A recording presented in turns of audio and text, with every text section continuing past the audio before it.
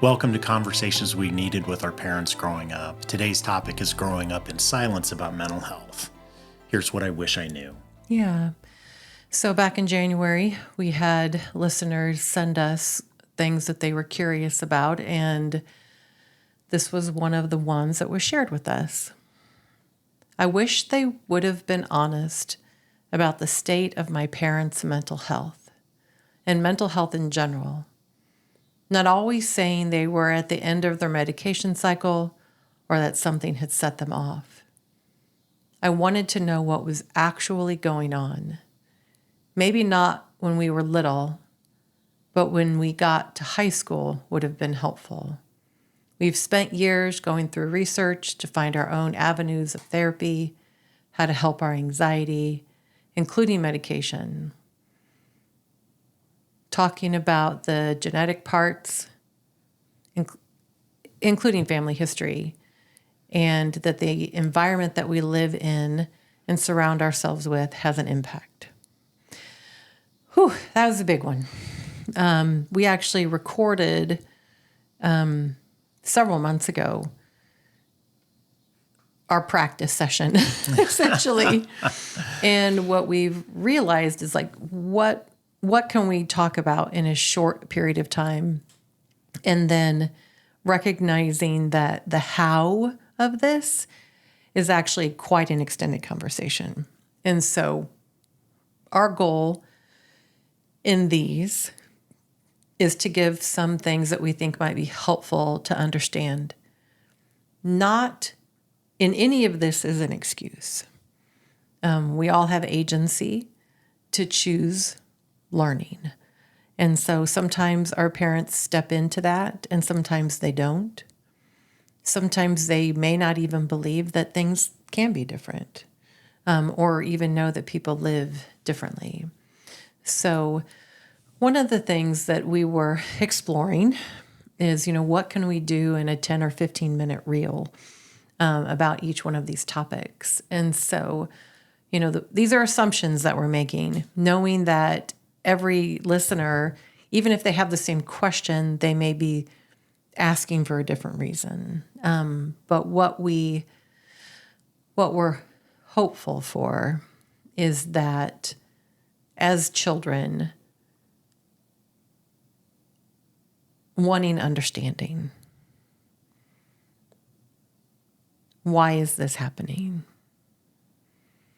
If we don't have understanding that is age appropriate, then we just make up stories.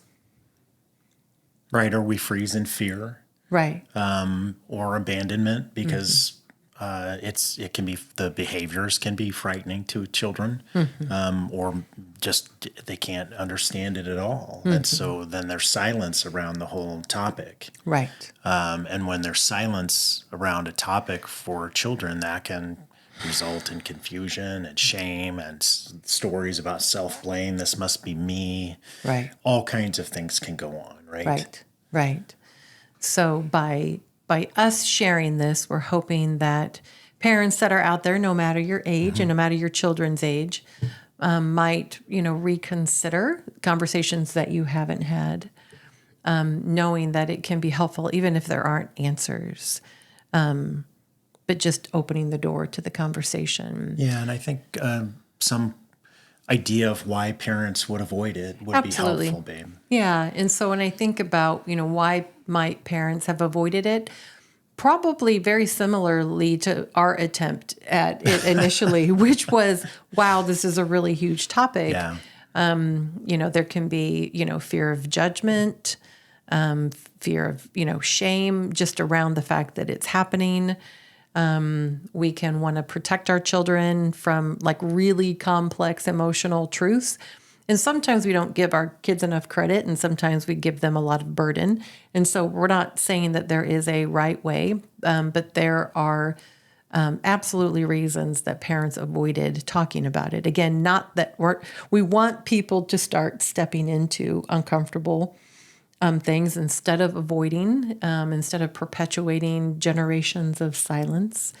But we know that these are really hard topics. And so I think sometimes it's also really they don't even know what to say. Right. They don't have the words, they don't have the language, they don't have the emotional literacy even to begin to explain what's happening. And they're also, we're going through it ourselves too, right? Yes, And it's yes. just like you're in the midst of all handling it yourself. How can you step out of that and help your children through it as well, right? Right, and not very well. I mean, as much as we want to be neutral, right? That's something that I talk about. We're never truly neutral, no matter how much effort we put in to it. And so it can be, it can just be really, complex. But it's really taking the time and putting the effort in to have the conversation. It's not about doing it perfectly. Right. It's like, forget that. Right. Yes, we will harm our children for sure, regardless of the effort that we put in. So, but it is really about putting forth the effort.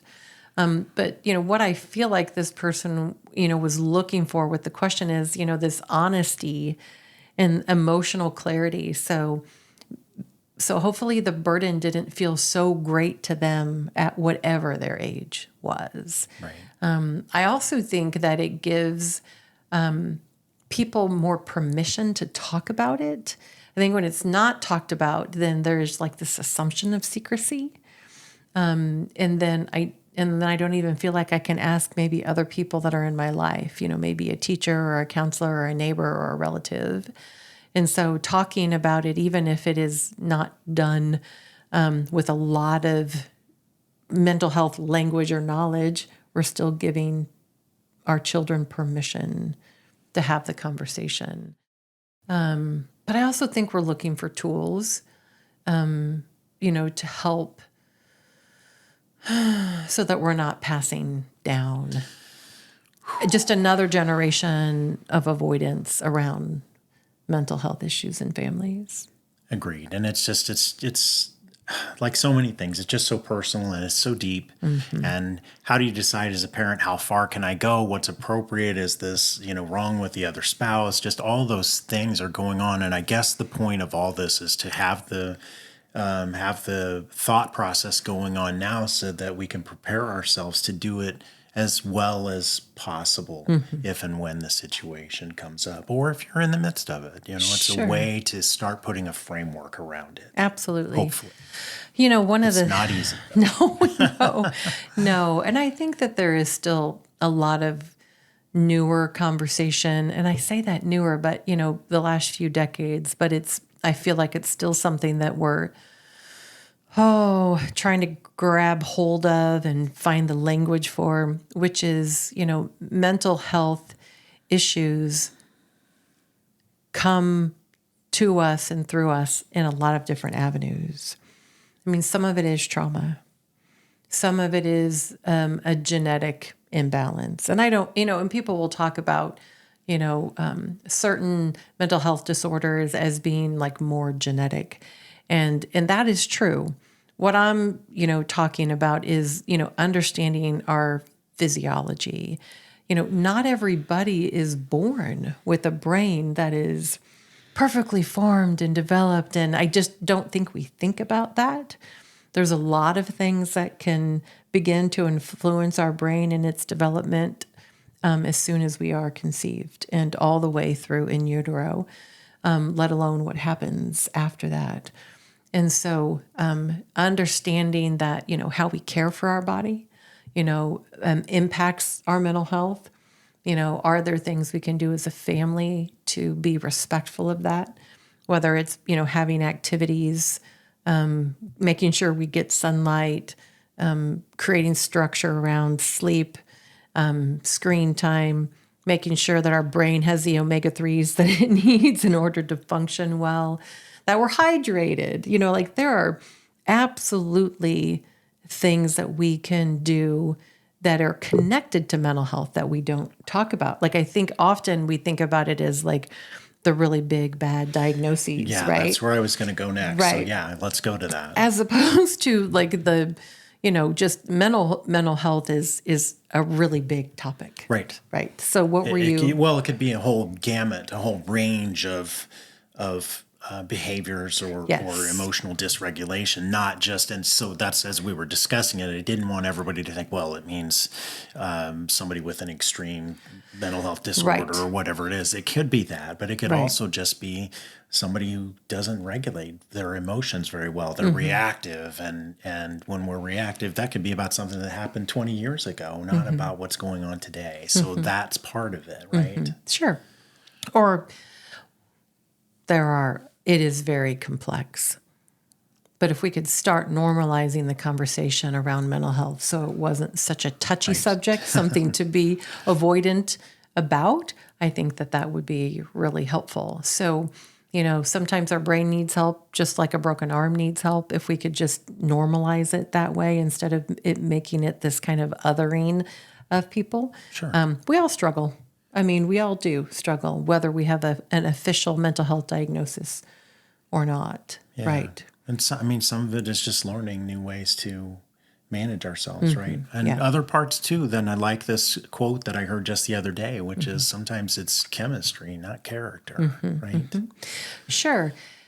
Yes. Gosh, there's so many things I want to say. But even like learning how to talk about it, and again, kind of going back to the othering, like if I was talking to my child and I was saying, this is something that I've learned about me. This is something that I better understand about, grandma or grandpa. This is something that I, have learned recently. Ways that we can approach conversation, even like with my kids, if there's something that I want to talk to them about that is particularly sensitive, I will, go to them a day or two later and say, hey, I've been thinking about this conversation that we've had. I've been doing some reading or research and I want to like share this with you, or I want to have this conversation with you. And so some of it is, giving people the language to even start having the conversation that doesn't feel so blaming, right? Because that doesn't help either, right? Right. Again, really trying to normalize it, talking about emotions, different emotional states that we're in, and that, emotional states come and go. Really explaining, this process of, how we feel things in our body, but that they do move. So even basic things like that, I think are really helpful. For me, the avoiding conversations about mental health leads to shame, secrecy, emotional dysregulation, because we're often confused. And so talking about it, even if it's messy, again, we're encouraging you, to seek resources, whether that's from a professional or different books, or, talking to other people that are more actively on their journey for language, that by giving permission to our children to even be curious builds trust, empathy, and self-awareness, which helps them all throughout their life. So, And helps our relationship with them because they feel seen. And even if we're not perfect, yeah. like you said, the effort is there. Yes. And we know that on just a essential level, I think. Yeah. So anyway, we hope the conversation's been helpful. Relationship and interaction and parenting, it's all hard work. It is. And it's imperfect and it's messy, but we're working through this together. Yeah. So thank you for asking the question. Yeah. Again, know that these are conversations that could go on for hours and hours. So hopefully there's some tips in there that you can try, some understanding that you have gained about why your parents may have avoided having the conversation. And hopefully we as parents, no matter our age, will always continue to put effort into learning how to have uncomfortable conversations with our kids. Yeah, and just one last thing is that the feeling of loss that can be there as a child who didn't have those conversations. Yeah. If your parent is still alive, when you put a framework around this, get some education, maybe you can broach those subjects and start to do some healing. or it heals you itself just because you gain more understanding. But I'm just opening that door to Yeah. possibility, right? I just, from my own experience, I had years that I didn't have a good relationship with my daughter, and it broke my heart. But we have come to that space where we can come back to those conversations that we didn't have and open the door. That takes work, and it takes trust. Anyway. And practice. Whew, here we go. We Yeah. could go another hour on this, at Yeah. least, maybe 10. So Probably 10. thank you so much for joining us. Yeah. And so the next one that we'll be doing is honest conversations about divorce. Whew, another complicated one. So we'll see you in just a few.